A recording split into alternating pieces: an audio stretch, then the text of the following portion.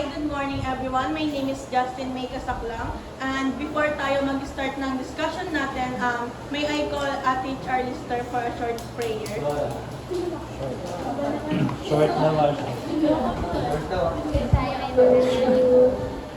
Aming Diyos na makapangyarihan sa lahat, kami pinapasalamatan ka namin, Panginoon, sa oras na ito. Thank you, Lord, sa bawat biyaya na pinaparanas sa kalakasan. And ganoon din po sa talino na ibinibigay mo sa mga sana.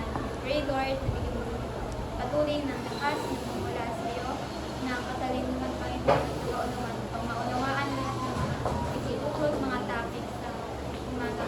Salamat po, ito po aming dalangin sa pangalan ni Jesus.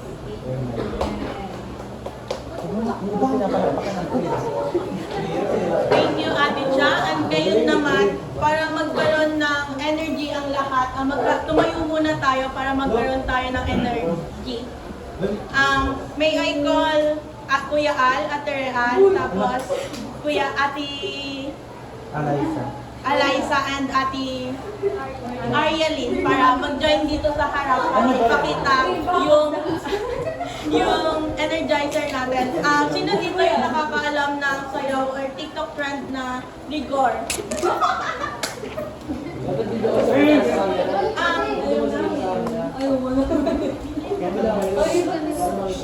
Sabay sa kabila. Yan. Tuturo mo muna, siyempre. Ngayon, sorry kasi hindi ko nailagay yung video doon sa PPT ko kasi hindi talaga siya nagpe-play. Pero ang step lang doon ay yun, ganyan. So, bali, 4 na beses na ganyan. Tapos, yun. Tapos yung ganon-ganon yan. Yan. Sana marinig nyo. Okay. Sana sumayaw kayong lahat para magkaroon tayo ng energy.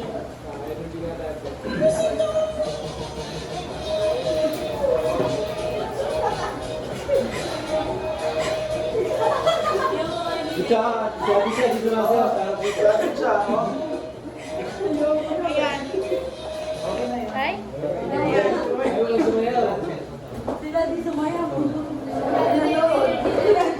Nakita ko lahat na hindi sumayaw kaya tatawagin ko. So, mag-umpisa tayo sa gametogenesis. So, last activity natin ay nagkaroon tayo or pinagawa tayo ng first analogy, which is yung pinakauna nun ay gametogenesis.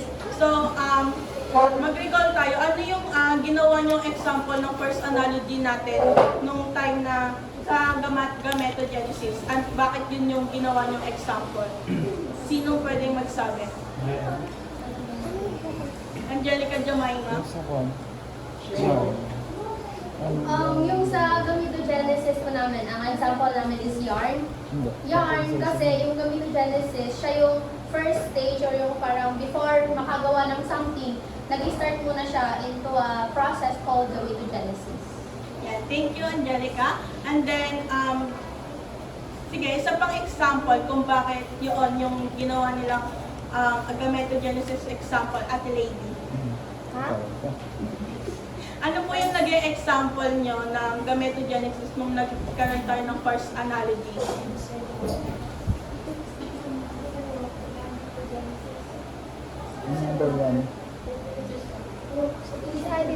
Aliyah, sige. Ginamit namin water tapos powder juice. Kasi yung powder juice yun yung namin, egg cell, tapos yung water yung sperm cell kasi ang gametes ay sperm cell at egg cell. Okay, thank you, Aliyah. So, ayun, sa gametogenesis, katulad nga ng mga sinabi nyo na naging example nyo sa first analogy, yung gametogenesis, ito yung pinaka-una or unang process para sa pagbuo ng sperm tsaka egg cells. So, under ng gametogenesis, meron tayong spermatogenesis and oogenesis, which is yung, ayan na, yung gametogenesis process by which gametes or sex cells are produced. So, spermatogenesis, a process which haploid spermatozoa develop from germinal cells in the seminiferous tubules of the testicle. Yung spermatogenesis, ito yung process kung paano nagde-develop yung sperm cell. Para maging sperm cell siya, from germinal cell, tapos magiging mature spermatozoa na siya. While yung oogenesis naman, ito yung process kung paano nagmamature naman yung egg cell. So, mag-focus muna tayo sa spermatogenesis. So, spermatogenesis, nasabi ko kanina na yun yung ang tawag ito, yun yung germinal cell na nagde-develop para maging spermatozoa or mature sperm cell. Ayan. Kung nakikita nyo dito, kanina sinabi ko na yung sperm cell nagde-develop sa seminiferous tubules. Ngayon, ito yung testicles ng isang lalaki. Tapos, under niyan, makakakita ka ng seminiferous tubules. Tapos, yung seminiferous tubules, pag nag-overview ka sa pinakaloob niyan, ito ang pinakaloob niyan. Which is, ito yung mga sperm cell or yung mga germinal cell na nagde-develop under that. Sa spermatogenesis, meron tayong 3 major phases of spermatogenesis. Yung first phase is yung proliferative phase, meiotic phase, at post-meiotic phase. Sa proliferative phase, dito nagsisimula kapag yung germinal cell or germ cell, primordial germ cell, ay napunta na sa genital ridge of male embryo, dun sa seminiferous tubules. Ngayon, tinatawag na siyang gonocytes kapag nag-incorporated na siya sa sex cords, which is natatagpuan nga sa seminiferous tubules. Another is yung gonocyte, nagtatransform siya into undifferentiated spermatogonia residing near to the basal and of the tubular cells. Yun nga, kapag napunta na siya sa seminiferous tubules, tapos maninirahan na siya doon or doon na siya magde-develop from spermatogonocytes. Gonocytes. So after that, this is spermatogonia residence, doon na nga siya maninirahan hanggang sa ma-develop siya into mature spermatozoa. Tapos, yung adhesion molecules, pag dino-join niya yung spermatogonia, yung plus sign is parang dino-join niya yung spermatogonia directly to the circular cells which nourish and develop the sperm. So yung adhesion molecule, so yung sumasama doon sa spermatogonia para mas lalo pa siyang ma-develop as spermatozoa. So sa meiotic phase naman, meiotic proliferation of the stem cells produced. Type A, spermatogonial, which are held together by cytoplasmic breach. Later on, madidiscuss natin kung ano yung cytoplasmic breach. And then, type B, spermatogonial, are the precursor of spermatocytes. So, from the type B, doon nagde-develop yung spermatocytes. Mamaya, i-discuss ko kung paano nga siya, yung pinaka sunod-sunod niya kung paano nga siya nade-develop from diploid, which is 2 chromosomes, 46 chromosomes and 23 pair into haploid cells, which is yung kilala natin sperm cells. So, ayan. Makikita nyo dito, meron siyang type A at more type A. Ibig sabihin nito, dito na papasok yung di-discuss natin last topic, which is yung topic ni Kuya Al at yung topic ni Kuya Vincent, yung mitosis at meiosis. Meiosis at mitosis. Mitosis tapos yung meiosis. Dito sa part na to, dito yung part ng mitosis, which is nag-divide siya pero equal ano pa rin, equal chromosomes pa rin. Which is, kunwari, for example, dito 46 siya, tapos dito, mag-divide pa rin siya as 23 pair pa rin. 23 pair, tapos dito naman sa type B, dito na yung precursor, which is, dito nangyayari yung meiosis. So, for example, meron tayong one daughter cell. Tapos, yung isang chromosomes na yun, mag-divide siya into, pag nag-combine siya, and then magkakaroon ulit siya ng division, which is yung second division, yun na siya nagpo-produce ng haploid cells, which is magde-develop siya into spermatids, and then yung spermatids yun na yung magde-develop as sperm cell or mature spermatozoa. Meiotic phase, the last cells of that line age, yun yung sinasabi ko, the last cell of that line age to undergo mitosis and divide once to generate primary spermatocyte. Yun yung primary spermatocyte yung tinatawag dun sa pinakaunang division na nangyayari sa meiosis na meiosis niya. Yung first meiotic division niya. Tapos, after nyan, magdi-divide ulit yung primary spermatocyte into secondary spermatocyte. Yun na nga, dun na nga, yung secondary spermatocyte, doon na magdi-divide yon para maging haploid cell. Yun na yung magiging haploid cell na magdi-develop as spermatids or mature spermatozoa. So, sa last phase natin, which is yung post-meiotic phase, spermiogenesis, round cell or spermatids eject most of their cytoplasm and become streamed like sperm. Meron dito 3 stages, which is yung early stage, yung intermediate stage, tsaka yung late stage. So, sa early stage, tatandaan nyo lang na sa early stage nangyayari yung pagpapackage ng small carbohydrate ng isang spermatids.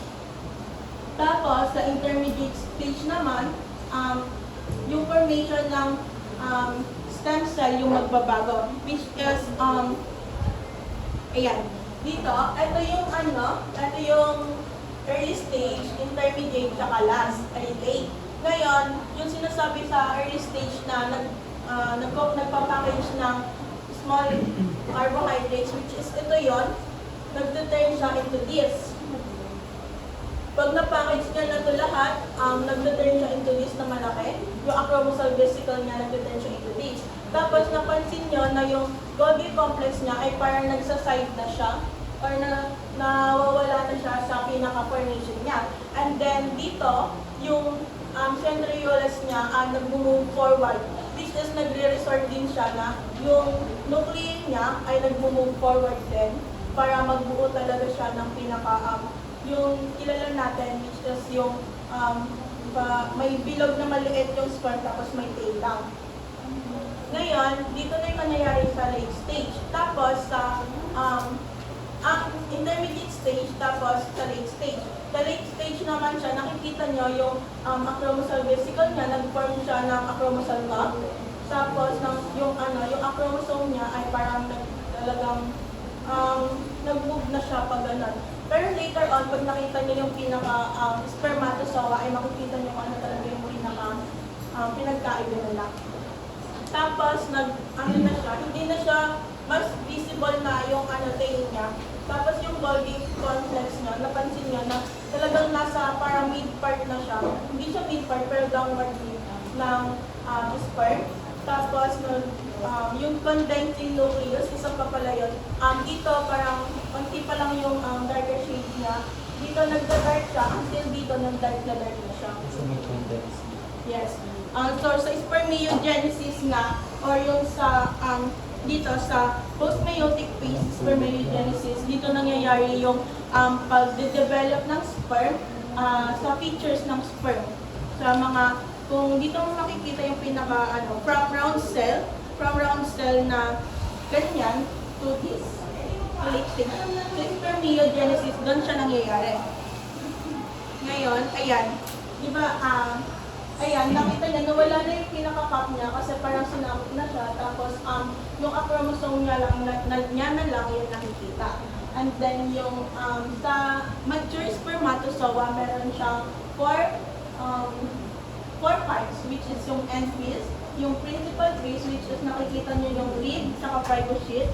Tapos, sa middle piece, makikita yung peripheral microtubules, central micro, tapos outer fibrin, mitochondria, tapos plasma membrane. Tapos sa head na niya ay makikita niyo yung nucleus, tapos yung so, ngayon guys, sa di ba nabanggit kanina na haploid ang isang spermatozoa?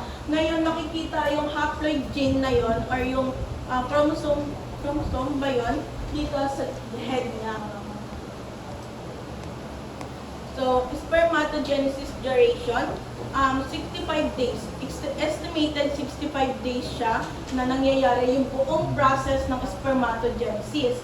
Ngayon, yung 21 days na yon dedicated to spermiogenesis. Ano nga ulit yung spermiogenesis?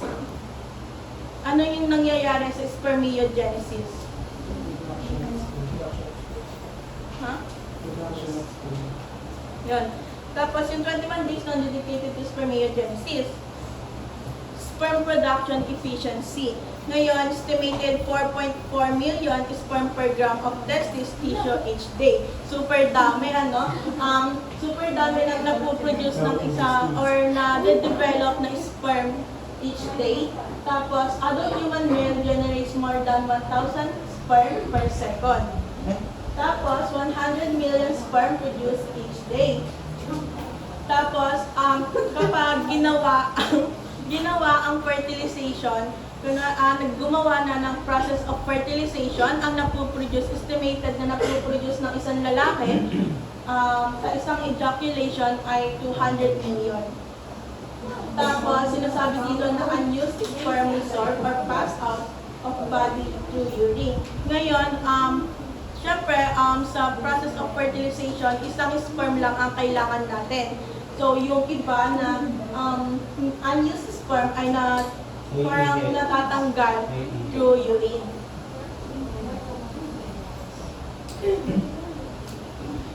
So, meron ako dito parang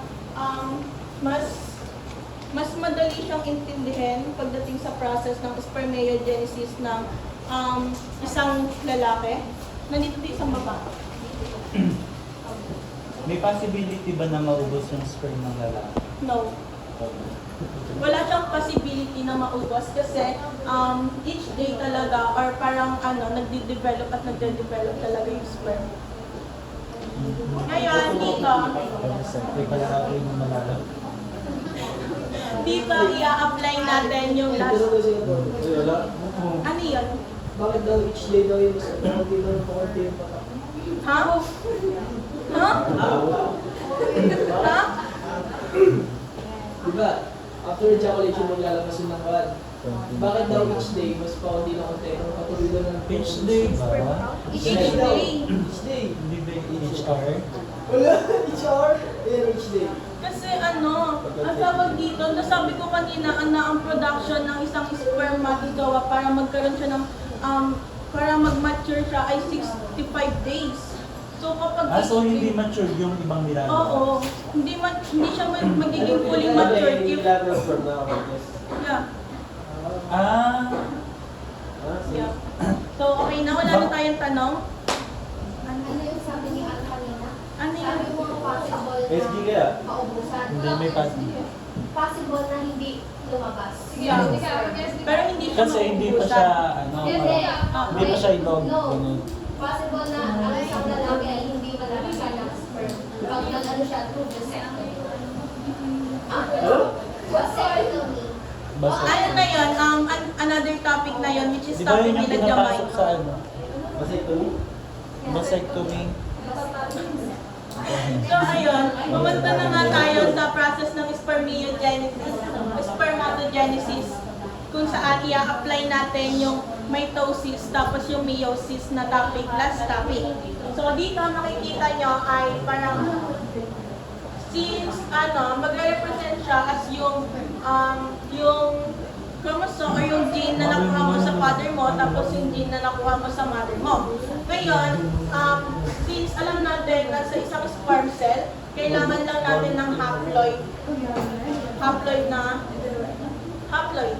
Ngayon, diploid pa rin siya kasi nakuha mo yun. Ngayon, mapupunta siya sa mitosis, which is yung division ng mitosis, magre-replicate siya, tapos magre-recombine siya. Tapos, after niya mag-recombine, doon na mangyayari yung process ng meiosis 1, which is maghihiwalay yung 2 diploid. Dito siya mapupunta. Ngayon, yan yung meiosis 1. Kapag ito ay hinila na, tapos mag-divide na siya ng another, na tig-isa, doon na mangyayari yung meiosis 1. Ngayon, itong pinag-divide niya into 2, mag-divide to into 4. yun na mangyayari yung meiosis 2. Which is, pag ito, nag-divide ng T2, magkakaroon tayo ng haploid or what we call spermatids. Which is yun yung nagde-develop as mature spermatozoa. Gets? Meron kayong any clarifications? Ulit yung ano? Ito nagre-represent as yung germ cell, which is dala-dala niya yung gene na nakuha mo sa mother mo, tapos yung gene na nakuha mo sa father mo. Chromatids. Chromosomes. Meron siyang 46 chromosomes, 23 pair. Pero hindi ko muna siya nilagay kasi masyado siyang mahaba. Kaya magkakaroon tayo ng 1 chromosomes lang dito. 1 pair. Pero ilang chromosomes ang meron sa each? Tsaka ilan, di ba? Yung nagde-determine ng gender is X or Y. Ilang X or Y ang meron sa ganung lalaki, sa babae, ilan? Ano siya, di ba, half siya, half ng sa mother, tapos half ng father. Yes. So, para magkaroon ng 23. So, para magkaroon ng 46, which is yung isang pair. Hindi ka, paano nga ma-determine yung gender? Paano Di ba X and Y? Yung X and Y. Dan. Kasi pag X, male. Tapos pag XY, Hindi ka ba, pag di XY, ba double female. X yung gender is Spermatogenesis pa rin Hindi, yun. spermatogenesis parang to. Parang ano lang siya, parang ang pinaka-pinpoint dito, diploid pa lang siya. So, kailangan yung diploid maging haploid. Wait lang. Yung diploid kailangan maging haploid para magkaroon tayo ng sperm, mature spermatozoa. Ngayon, etong diploid na to, mag-undergo siya into mitosis, tapos meiosis division 1, tsaka meiosis division 2. Ngayon, sa mitosis, magre-replicate lang siya, tapos magre-recombine. Tapos, after niya mag-recombine, tsaka siya mapupunta sa meiosis 1, which is magdi-divide siya into this. Tapos, kapag nakita niyo na to, for example, 1 chromosome na lang to, tapos itong 1 chromosome na to, magdi-divide siya as haploid. Pero ito, madami to, pero ito lang yung pinaka-example ko. Okay? 23 pair talaga to. Pero ito lang yung naging example. Which is ito, ang napoproduce nito ay estimated 1,000 per seconds. Okay? Meron pa ba tayo any clarification? Tanong ko lang magkaiba ba na process yung mitosis tapos meiosis? No. Dire-diretsong process yun? Yeah. Dire-diretsong process lang siya. Kunwari, for example, primary spermatocytes, tapos secondary spermatocytes.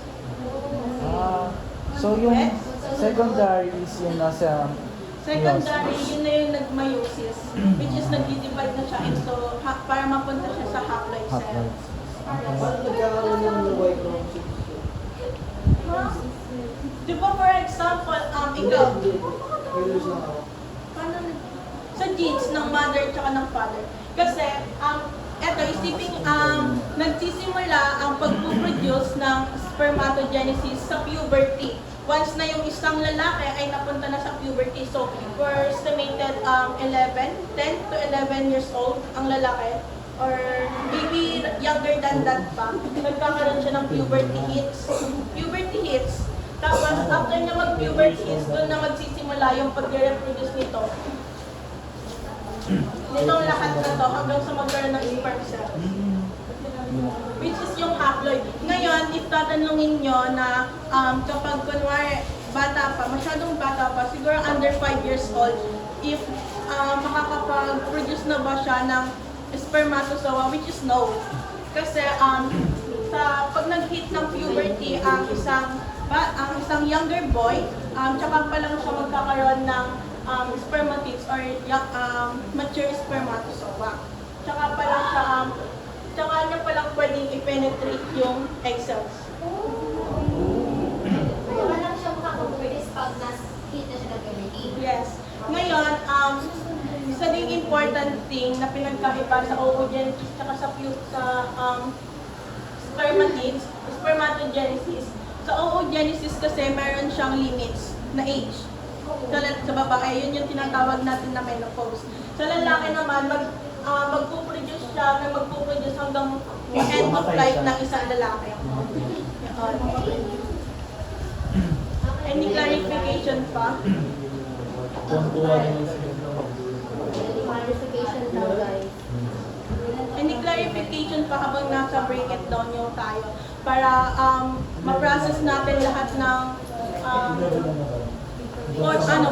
information para sa bago tayo pumunta sa oogenesis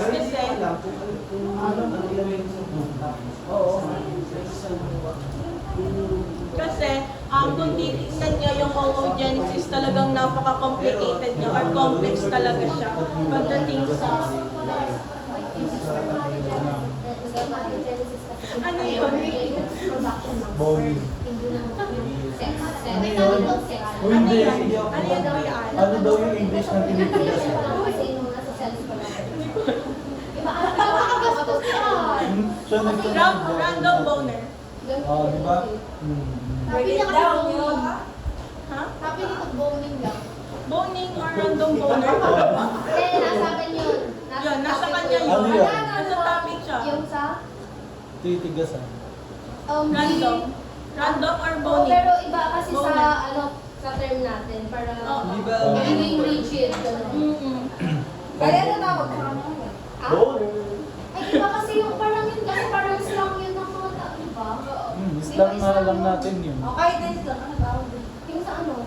Sa science. Hintayin mo na Okay na yan. Hintayin na lang natin yung report ni Angelica Jemima next week. Probably next week. Ay, oo. Next week. Pakikat na lang po. Magpunta naman tayo sa Pakikat na lang. oogenesis. Hindi ka tapos. So sa oogenesis, ito yung process kung paano nagde-develop naman yung isang egg cell. Again, unlike spermatogenesis that produce millions of sperm, oogenesis is a cyclic and highly regulated process that results in the formation of single mature ovum during the menstrual cycle. So, Isa lang every month? Isa lang siya every month. Kanina naman. Which is yun yung pinipenetrate ng sperm cell natin. Yun yung pinagkaiba nila. Isa sa pinagkaiba ng sperm tsaka egg cell, ay sa sperm ay nagpo-produce siya ng super dami na mature spermatozoa, while yung oogenesis naman ay nagpo-produce lang siya ng one mature ovum, which is yun nga yung parang pinipenetrate ng sperm cells para magkaroon ng fertilization. So, ovarian development and oogonia formation. During fetal development, the ovaries acquire the stock of oogonia. So, nasabi ko kanina na ang spermatogenesis ay nagsisimula sa puberty hits. Ngayon, sa oogenesis naman ay nagsisimula sa fetal development. So, ibig sabihin, if girl ka, tapos nasa loob ka pa ng sinapupunan ng mother mo, ay doon na agad nagsisimula yung pagpuproduce ng oogonia. So, fetal siya, tapos doon siya nagpo-produce, which is yung nagpo-produce niya nung time na yon ay 7 million oogonia. Hanggang, so may iron dito, it means hanggang yung 7 million portion na yon or oogonia na yon ay napupunta sa small population survive. Kasi nag-undergo ang oogonia sa tinatawag nating apoptosis. So, ang apoptosis ay ang program cell death or namamatay sila. Yung oogonia na yun, uunti na lang yung magiging survival hanggang sa ma-hit ng isang babae yung puberty. Oogonia is yung ang pinakaunahan or parang hindi pa siya immature egg cell. Baby egg cell. Yeah. Primary. Baby egg cells. So, meron din tayong stages of oogenesis, which is yung proliferation stage din, yung generation of oogonia. Yun nga yung nangyayari mula sa fetal development. Meiotic arrest and primary oocyte formation. Ngayon, sa first meiotic division that become arrested in diprotein and prophase 1 known as this resting stage. 12 to 40 years. Yung estimated 12 to 40 years, yun yung parang doon nagpo-provide ng or nagkakaroon ng cyclic yung oogenesis. This arrest is critical to maintain the oocyte variability over the years. Resumption of meiosis and secondary oocyte formation. The primary oocytes complete the first meiotic division, resulting in the formation of large secondary oocytes and first polar body. Ngayon, sa unang, yan, katulad ulit ng nangyari sa spermatogenesis, dito magkakaroon ulit tayo ng diploid cells, which is meron kang kinuhang genes sa mother mo, tapos may kinuha kang genes sa father mo. Ngayon, mag-a-undergo ulit siya ng mitosis, which is mag-replicate lang ulit siya. Tapos, yung isa dito ay parang stuck siya para mag-regenerate yung egg cells. Ngayon, pagkatapos niyan ay mapupunta siya dito, which is mitosis pa rin siya. Meiosis arrest in prophase 1. After, di ba, sinabi ko na sa fetal development nagsisimula ang pag-produce ng oogenesis. Ngayon, pag before, hanggang sa ipanganak ka, or kahit under ng 11 years old naman sa babae bago magkaroon ng menstrual cycle, yun yung sinasabi na puberty hits. Mag-i-stay siya dito or mai-stop siya dito hanggang sa magkaroon ng puberty hits ang babae. So kung sa lalaki ay sa puberty nagsisimula tapos tuloy-tuloy na siya, sa babae ay sa fetal nagsisimula pero nai-stop siya dito hanggang ma-meet niya yung puberty hits. After ng puberty hits, doon na magsisimula pero meiosis 1 pa lang siya. So, ibig sabihin magdi-divide pa rin siya tapos magkakaroon siya ng first polar body, which is yung first polar body, ito yung parang asymmetrical na parang dito pumapasok yung asymmetrical na hati. Ibig sabihin mas malaki to tapos mas maliit to. So dito na pupunta yung mga good stuff, parang kumbaga good stuff na nanggagaling dito sa diploid, dito na pupunta. Parang hindi siya pantay yung hati niya. Mas madaming good stuff dito tapos dito lang yung half. Kaya nagkakaroon ng first polar body. Ito naman ay kailangan para ma-help niya or ma-help to na mag-nourish. Parang dito na pupunta, so ito yung mas may kakayahang mag-develop. Samantalang ito ay nag-undergo, it's either nag-undergo siya ng second polar bodies or nag-undergo din siya ng apoptosis under 20 hours. It's either namamatay siya or magpo-polar sa second polar body siya. Ngayon, dito na nangyayari yung oocyte meiosis arrest metaphase 2. Before sperm penetration, dito lang siya hanggang sa ma-penetrate siya ng sperm. Hindi siya aalis dyan. Pero makukumpleto lang yung meiosis 2 o yung pag-divide kapag na-penetrate na siya ng sperm cell. Yan. Which is doon na nangyayari yung mature ovum. Yeah. Pag na-penetrate na siya ng yes. So later, i-discuss po pa siya ng mas maayos. So, dito tayo sa completion of the meiosis and ovum formation. Upon fertilization, the entry of the spermatozoa into secondary oocyte, yun nga yung pinakita ko kanina kapag na-penetrate na siya ng sperm cell, triggers a series of intracellular event, including the release of calcium ions. These calcium ions initiate the completion of second meiotic division. Ngayon nga, kapag na-penetrate na nga siya ng sperm cell, doon na mag-release yung mga calcium ions, which is, yun na yung parang magiging signal ng isang egg cell para matapos nga yung meiosis 2. Second meiotic division, resulting in formation of immature haploid ovum and second polar body.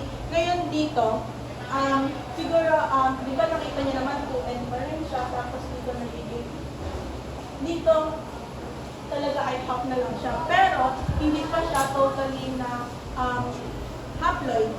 Pero tapos dito, kapag nagpunta siya dito, ay nagkakaroon ng 5 to 6 weeks, 6 days na menstruation ang babae. At bago siya ulit siya ng full process. Repeat into another process. Hanggang hindi siya nape-penetrate. Ngayon naman, pag na-penetrate naman na siya ng isang sperm cell, tsaka niya makukomplete yung meiosis ko, which is mag-divide ulit siya as mature ovum, tapos secondary smaller body. 5 to 6 weeks lang yung buhay niya. Kapag hindi siya na-penetrate ng cell, mag-repeat into another cycle. Yes. Yan. Tapos mag-result siya ng second polar body, which is yun nga yung parang nandito yung mga patapon, tapos nandito yung mga babies. Not totally, sorry. May enzyme pangalan ko. So, cytoplasmic asymmetry and polar body. So, dito na sinasabi ko sa inyo, dito na yung pag-divide ng parang unequal siya, asymmetry siya. Yung sa cytoplasmic niya ay nadi-divide siya asymmetry, kaya may mas malaki, which is yung parang may kakayahan na mag-develop, tsaka mas maliit, which is yung first tsaka second polar body.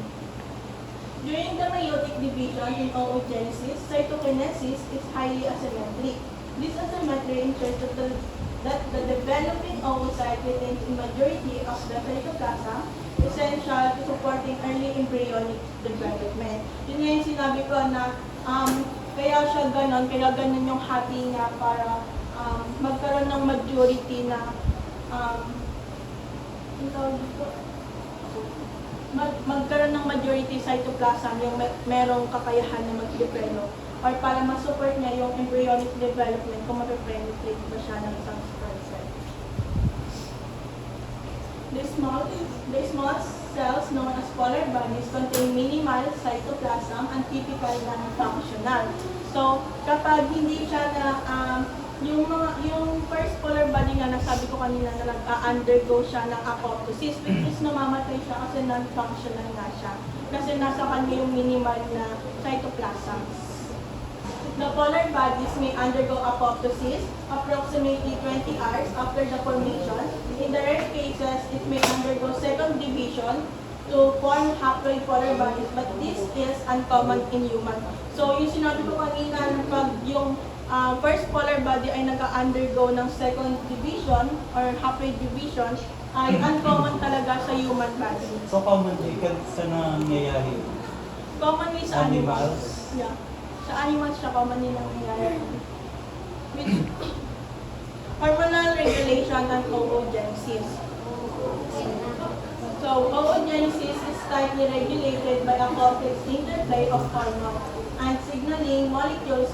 Luteinizing hormone is crucial to resuming meiosis in primary during each menstrual cycle. So mamaya, i-discuss ko kung ano nga ba yung tawag dito, ano nga ba yung tulong ng luteinizing hormone para magkaroon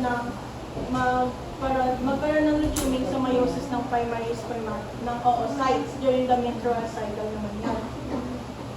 Follicles activate the translation of the stored oocyte, mRNA, producing proteins essential for fertilization and early embryonic development.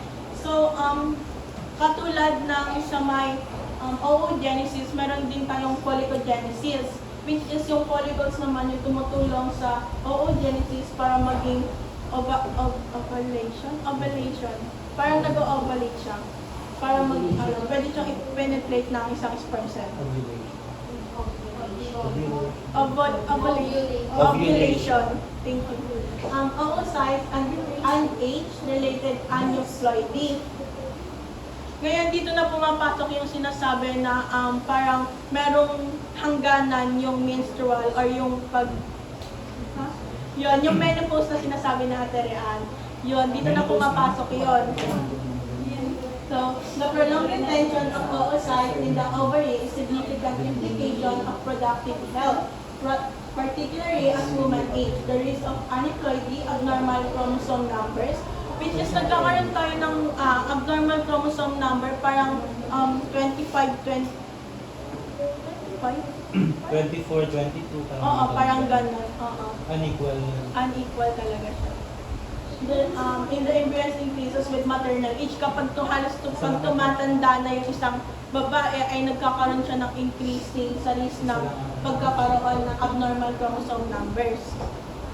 Ngayon, this is primarily due to the gradual loss of cohesion proteins from chromosomes in aging oocytes, weakening the linkage between kinetochores and spindle fibers. Consequently, errors in chromosome separation during meiosis become more likely, leading to conditions such as Down syndrome and other chromosome abnormalities. Ngayon, sa mga woman na may age ng 20s, meron lang silang 2 to 3% na magkaroon ng aneuploidy fetus. Tapos, habang tumatanda nga yung babae, for example, ay nasa 40s na sila, meron na silang 35% na risk na magkaroon sila ng unequal na chromosome.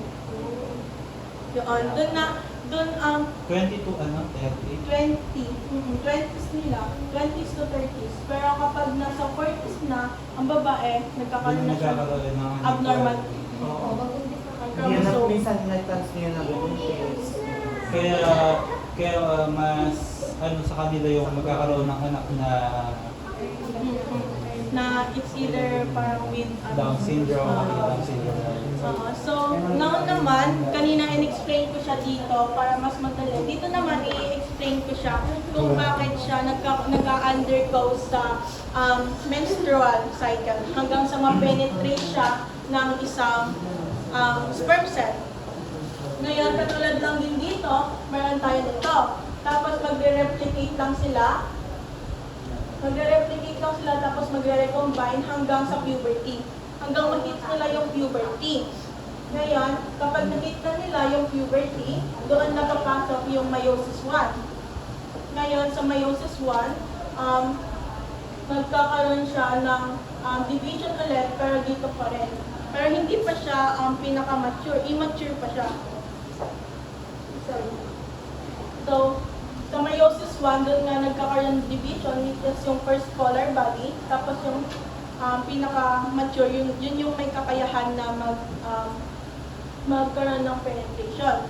Ngayon, para mangyari muna to sa follicogenesis. Ito yung follicles, ito yung parang nag-help para ma-develop ang isang egg cells. Ngayon, ito, mula dito hanggang dito, gagayahin lang siya nito. Mula dito, magkakaroon siya ng parang granulosa, which is yung parang naging barrier niya sa kanya. Tapos, yung granulosa niya ay parang mapupunta dito sa primary follicles. Granulosa. Sorry. So, ayun, from primordial follicles, mapupunta siya sa primary follicles. Ngayon, after ng primary follicles ay secondary follicles naman. Yun na yung meron siyang combination ng theca cells, zonal cells, tapos granulosa cells. Ito na yan. Ito na yung parang nagiging sa kanya, parang nagiging protection ng isang egg cells. Ngayon, yung theca cells, naglalaman siya ng L hormones. Yun yung nabanggit ko kanina na luteinizing hormones, which is yung tumutulong para mag-develop ang isang egg cells. Tapos, meron din siyang FSH, this is yung follicle stimulating hormone. Yan. Yung follicle stimulating hormone, yun naman yung parang nag-help din para mag-develop ang isang, or mag-ovulate yung isang egg cells. Ngayon, hanggang hindi na darating ng isang babae ang puberty niya, or parang nasa sinapupunan pa lang siya, or basta hindi niya nararating yung puberty niya at the age of 10 or 11, doon pa lang, di ba, nagkakaroon ng parang mixture lang sa babae. Hanggang hindi niya nare-reach yun, itong primordial follicles na to, ay nagpupunta lang siya sa atresia, also called as apoptosis. Namamatay lang siya. Kaya yan hanggang hindi talaga na-reach ng isang babae ang menstrual cycle. Ngayon, pag na-reach na ng isang babae ang puberty, doon na nga nangyayari yung, di ba yung prophase 1, yung na-phase siya, tapos doon na nangyayari yung meiosis 1. Which is yung meiosis 1, yung secondary oocyte na yan, ay pinuproduce yan ng ovulation. Which is, dito, di ba sinabi ko sa inyo kanina na dito nagka-undergo siya para sa apoptosis, meron dito na survivor. So, ito yung mga nagsusurvive, tapos dito na siya. Parang nagre-recombine na siya lahat. Tapos nagkakaroon siya ng huge amount of estrogen, which is yun na yung parang nagiging signal naman ng isang pre-antral na follicles para i-release yung egg cells na nagiging secondary oocyte. Ito yung nagiging ovulation niya. Parang ito yung nagiging ovulation cycle ng isang egg cells bago siya mapunta sa second division ng meiosis 2. So, ito, mapupunta siya dito sa secondary oocytes. Ngayon, after niya mapunta dito sa secondary oocytes, kapag pumasok na yung sperm or na-penetrate na siya ng sperm, tsaka siya mag-undergo ng meiosis 2. Tapos,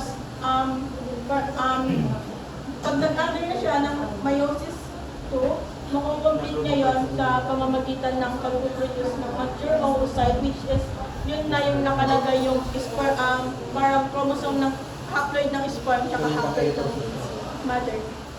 Yan. Tapos, nagkakaroon ulit siya ng second polar body, which is ganun din sa nangyayari sa first polar body. Yun lang. Naintindihan niyo ba lahat? May other clarification po ba tayo?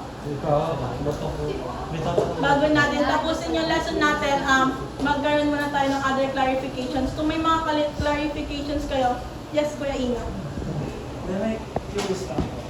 Di ba kanina sa spermatogenesis, ang nangyayari sa mga unused sperm ng lalaki is nasasama sa ihi. And then kanina nasabi mo about dun sa meiosis 1, di ba? Yung nagkakaroon ng division sa asymmetric division, which is Sa yung oogenesis.